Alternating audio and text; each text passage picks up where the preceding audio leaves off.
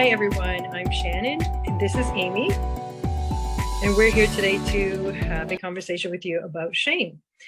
And we all are familiar with toxic shame, but have you ever heard of healthy shame? So I'm going to start with this conversation talking about how we sometimes forfeit pieces of ourselves in order to stay attached to other people because we think that they have slivers of some type of happiness that we want to keep attached to. But what we end up doing, if they have a toxic side to them, is we overlook it. We decide, you know what, we don't need to worry about the loneliness that we feel within ourselves while we're connecting, because we choose to see the filter that we choose to see. And so that's somewhat of a toxic behavior of adapting and forfeiting ourselves in order to be with somebody else. So true. And I think that probably most of us have done that at some point. And then there are also many of us who just, that's life. That's our entire lifestyle, because it's all we know is to give up a piece of our authenticity or even all of our authenticity because, because toxic shame is actually the belief that I am bad. Not that I did something bad, because that's called being human, right? But toxic shame tells us I am bad. Mm-hmm. And so when we truly believe that about ourselves, then for the people that we do have in our lives, we feel a sense of gratitude to them. Like, I'm so bad, but they love me anyway. I'm so bad, but they put up with me anyway. I'm so bad, but they choose to allow me to stay in their life anyway. Yeah. And so what happens is we have regret, right? We have resistance. We don't, we end up, maybe the shame, spirals into other areas of our life where we feel like everything we're doing is not in alignment of ourselves. And that's where we have to actually take a step back and then make an analysis. Like, do we need to be in this person's life? Or do we set boundaries that are stronger within ourselves, but stay in their life? And, we want to make sure that we are taking care of ourselves for our nervous system and for people to respect us, and we respect ourselves. Yeah. And so I'd like to talk, Shannon, about what that looks like, because that sounds amazing, right? We all want to be in that place. And what you're describing is healthy shame, which I think is a foreign concept for most of us. It was certainly a foreign concept to me, and it was like transformational for me to learn the difference, because healthy shame says, I'm fine. There is nothing wrong with me. Yes, I sometimes do things I wish I had not done. I make mistakes. Hopefully I learn from them. Hopefully I say I'm sorry and make reparations, right? Mm-hmm. But I am not bad. I'm just me. And it's that stance is a rejection of the false belief that tries to tell us we're bad. And that false belief comes from toxic people in our life. A lot of times it comes from early childhood.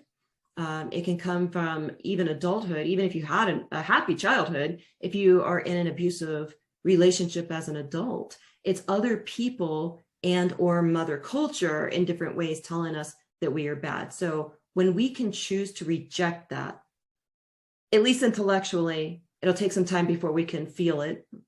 Yeah. But we can start to say, you know what, even if I don't feel it, I'm going to choose to believe that I am okay.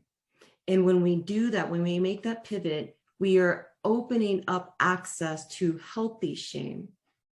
And so some of the things that healthy shame looks like is self-compassion, which many of us are familiar with that word, even if we hate it or don't know how to do it. And healthy shame looks like taking responsibility when we do make mistakes. It can look like looking at the big picture, because shame just makes us want to shrink and hide. We just want to go crawl under a rock because we don't want anyone to see our badness. But healthy shame doesn't say we're bad. And so that allows us the ability to, we might want to retreat and have some downtime, some quiet time, some alone time to reflect.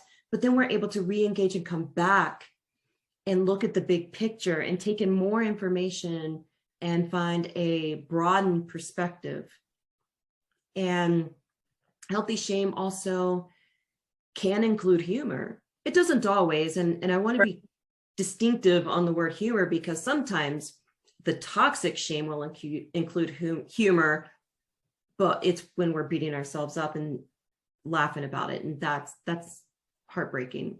So healthy shame humor is not joking on myself, but it's just laughing like, oh my gosh, I'm so embarrassed, I can't believe I just did that, but I'm able to laugh about it.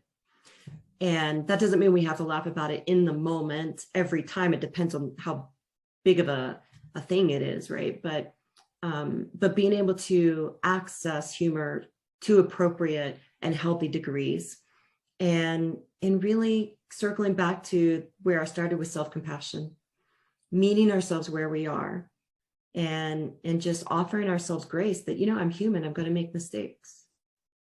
Yeah, and also remember to detach sometimes, if you can remember, if you're feeling stressed out, if you're feeling like you're identifying with something, I'm useless, for example. I don't feel useful in this situation, in this relationship, whatever that is.